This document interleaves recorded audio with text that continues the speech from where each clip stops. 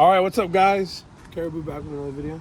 Today we're doing, Matt, tell them what we're doing. Well, we're finally doing maintenance on a car that we bought a year ago. This is our $3,000 drift car, as you can see. Pretty obvious if you can't tell. Yeah. Just a little bit. We're finally doing spark plugs, and I'm finally fixing this oil leak right here. We bought brand new valve covers, aluminum valve covers, because unfortunately with these bad boys, the spark plug tube seals are non-replaceable. You got to replace the whole valve cover. So we bought aluminum ones. So we're going to replace the valve covers real quick, replace the spark plugs, throw this thing back together, and see how she runs. And then we're going to send her down the highway at 100 miles. In Mexico. In Mexico. Actually, it's going to be a Sora AI. Yeah, not even in Mexico. We're gonna save all the lives in Mexico. We're gonna go. And we're just gonna use all the water in the world.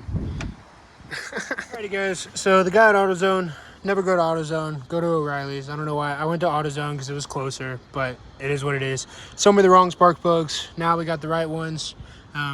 Matched the code to the old ones. So Julian had to leave, but it's all good. I'm gonna throw these spark plugs in, and we'll get to throwing these valve cover gaskets back on. Let's go. What is going on, guys? It's a new day. We're back working on the Z. Got the new valve covers on and in place. Torqued down everything. Everything's plugged back up. I literally just got to get these bolts tightened down and then get our intake back on. And this thing will be ready to fire up, guys. But I think this thing looks amazing. Really looks good with the red. The main thing is those new spark plug tube seals, obviously, and the new spark plugs that we threw in there. So this thing should run like an absolute dream.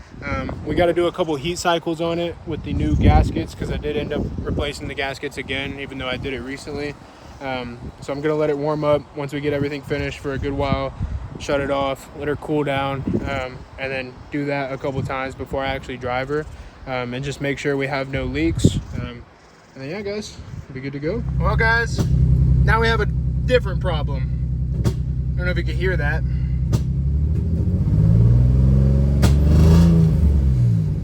Pretty sure we're down a cylinder right now.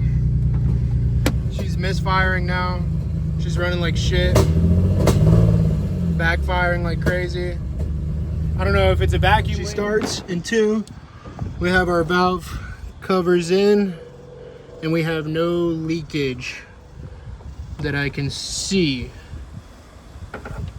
So if she was leaking bad, she would have instantly started smoking up. We've seen that before in past times. So no leaks in the valve covers. So now we just got to figure out our next problem that she just threw at us, which really could be a multitude of things. I'm gonna be honest.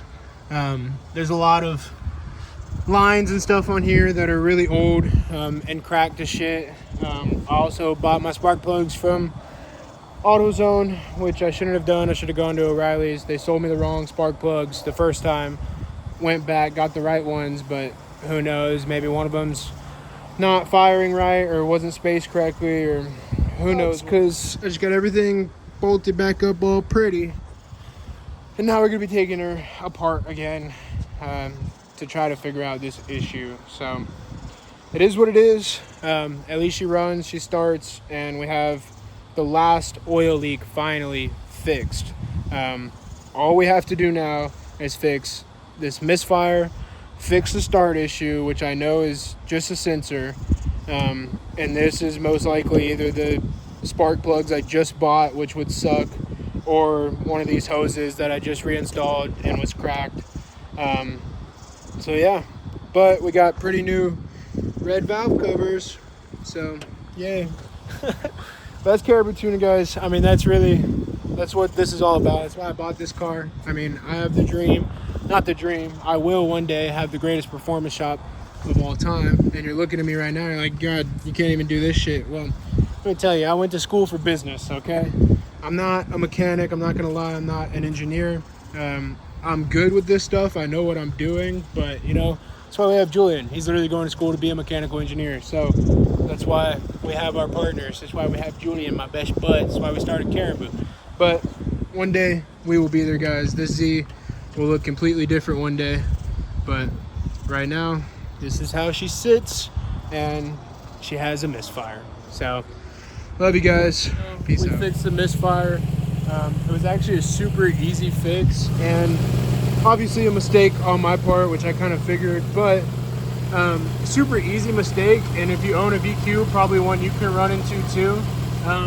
The wiring for the fuel injectors, the way they are lined up, if you followed the order that they are on the wiring harness, you'll do it wrong, which is exactly what I did. For some reason, every other single coil and cylinder on the motor is in order as it is on the wiring harness. For whatever reason, cylinder 4 and cylinder 6 are switched. And it is kind of obvious when you're putting it back together if you're not an idiot like me, because you can see that one of the wires is long enough to reach the other one for some reason. Like, they can reach both of each other, and you're like, well, they're the only two that can do that. So I thought in my head, well, I'll just do it in order. Well, it was wrong. So looked on the forums and got it right, and now she's running great, guys, and we have absolutely zero leaks. Oil pressure is perfect. She's warmed up now, so it should be around like 30 psi. Let's find out.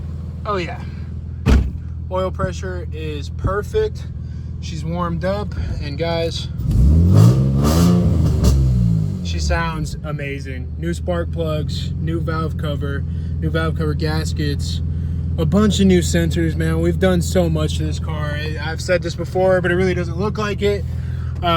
But I've thrown like almost $1,000 at this car and a lot of labor hours, man. So I'm really, really happy to get that misfire fixed, because that was really kind of a disappointment after doing all that work. So I'm glad I was able to fix it. Quick forum research. Never give up, guys. Never just go to bed. If your mind's thinking about it, it's thinking about it for a reason, okay? You'll be able to figure it out, you know what I mean?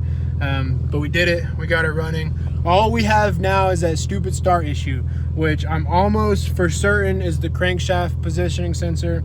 There's a small chance that we put the flywheel on 180 when we put the transmission back on.